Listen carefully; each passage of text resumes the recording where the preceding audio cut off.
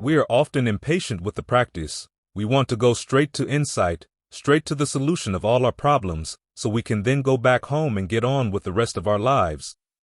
But you first have to put the mind in good shape before you can gain any insight, and that takes time. You have to feed it well. That's what concentration is all about. As the Buddha once said, if you don't have the pleasure and rapture that can come from at least the first jhana, you're always going to be tempted by sensuality. Even if you understand the drawbacks of sensual pleasures and sensual desires, if you don't have this alternative way of finding happiness, you're going to go back to your old ways.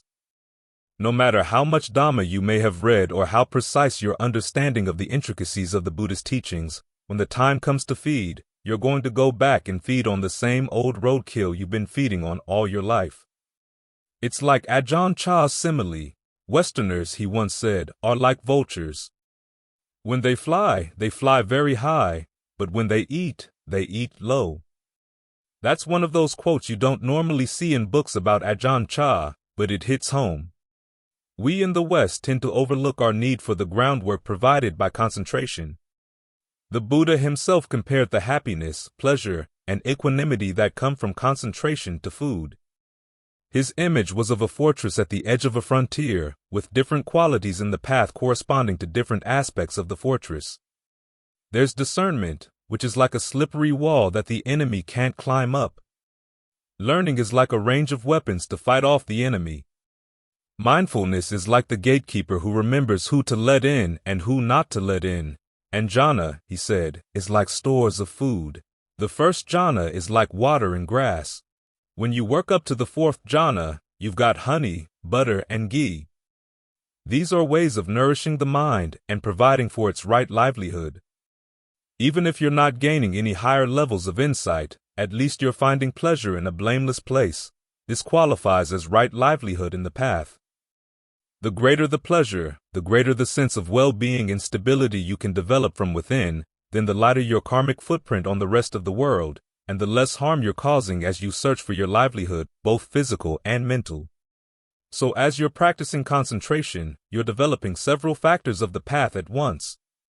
There's right resolve, the resolve to renounce sensuality, to find a pleasure that's not involved with sensual passion, right mindfulness, which is the theme of right concentration, and right livelihood, looking after your needs in a skillful way.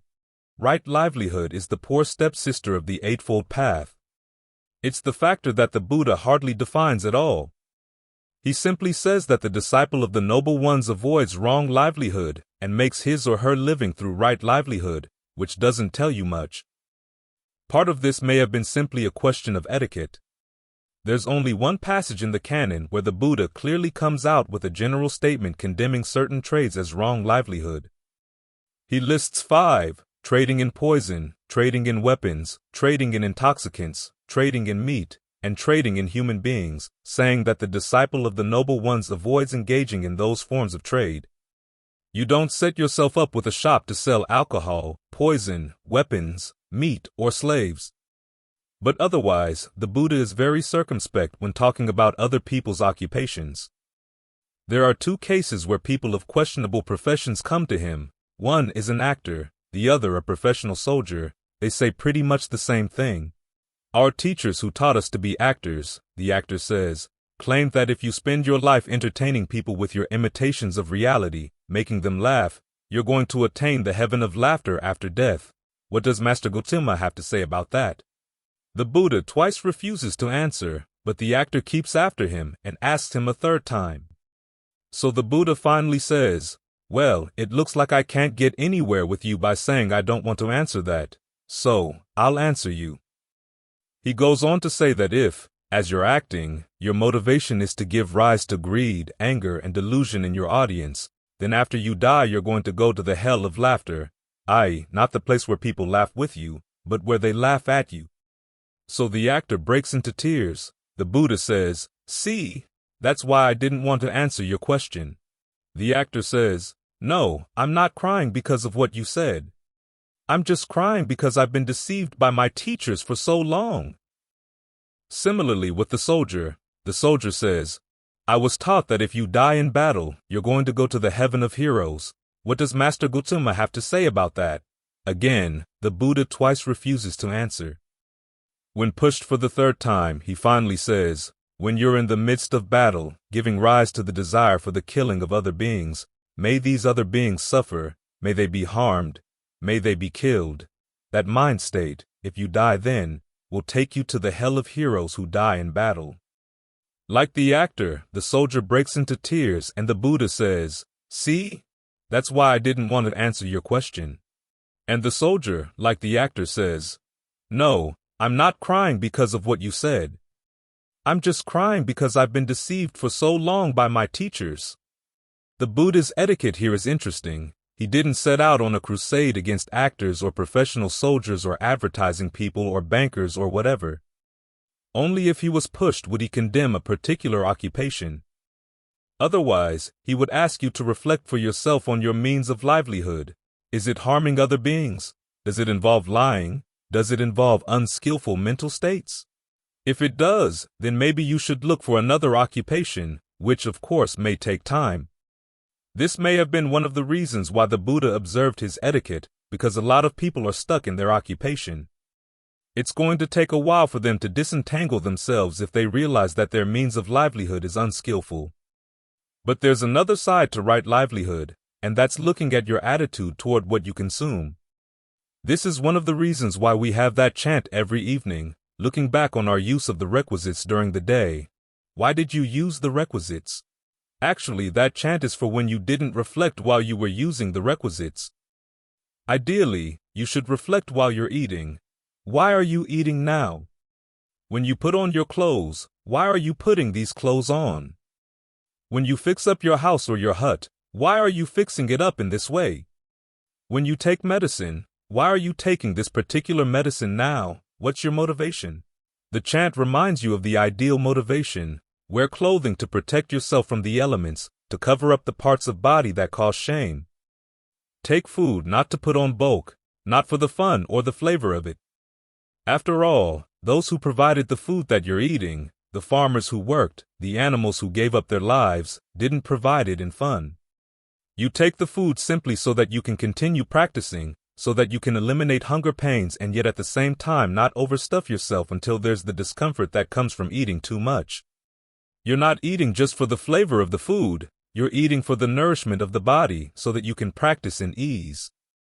Your use of shelter should simply be to protect yourself from the elements and to provide a place where you can be quiet, find some privacy so you can practice. And as for medicine, you use it to eliminate pain and to maintain freedom from disease, that's all. When you think about these things, it forces you to look at the ripples you send out when you choose what to eat, what to wear, where to live. What is your impact on the world? The fact that you're alive and breathing means that you have a lot of needs, and the needs can be met only by relying on others. How can you rely on them so that you're not harming them or causing them unnecessary pain? This reflection ties in with one of the important principles of what are called the customs of the noble ones, which is contentment with your material possessions. When you think in these ways, you find that you're buying less, using less, because you're looking elsewhere for your happiness, i.e., you're looking inside. This is where the concentration comes in. This is why concentration is an important element of right livelihood. It provides you with the honey, the butter, the grain, and the other foods you need for the mind's true happiness deep down inside. At the same time, this happiness provides you with a good foundation for the insights that are going to come as you start looking at the various ways in which you keep on taking birth. Because, again, the fact you're taking birth keeps placing a burden on other beings, a burden on the world. The insights you're going to need to stop that process can be pretty harsh. As the Buddha said, when you take food, think about the story of the couple who were going across the desert with a baby, their only child. They got more than halfway across the desert and ran totally out of food. They realized that if they didn't eat anything, all three of them would die. So they decided to kill their child and make jerky out of him, baby jerky. That way at least two of them would survive, and then they could start a family again when they got to the other side of the desert. Now, the Buddha asked, what would be their attitude toward the baby jerky while they were eating it? Would they be eating it for fun? No, they'd be thinking with sorrow of what they had to do in this horrible circumstance. That, the Buddha said, is how you should regard physical food, as baby jerky, not something you eat out of joy or for the flavor, but simply to keep life going, realizing that your having to eat causes suffering, causes pain. That's a harsh contemplation, one of many harsh contemplations in the Buddhist teachings. The only way the mind can stand up to that kind of contemplation is if you've got the strong sense of well-being that comes from nourishing the mind with right concentration. Otherwise, the insights that can come from meditation, if you don't have a good solid foundation like this, can be disorienting, destabilizing. So, as the foundation for your practice, you want to keep working on these skills. Appreciate the simple quality of getting the mind still, finding a sense of ease simply through the way you breathe, gaining a sense of well-being, rapture, equanimity when you need them. In this way, you nourish the mind with good, harmless food. That's right livelihood in the highest sense. It puts you in a position where, while you're still alive this time around, you weigh lightly on the world around you. And you're developing the skills so you don't have to come back and weigh the world down again. This is why the Buddhist teachings are not selfish. They're not something you get through so you can then get on with your life. They're a way of living so that you cause minimal harm to others and ultimately can find the happiness that frees you from coming back and causing harm again and again. They're an act of kindness both for you and for the whole world around you.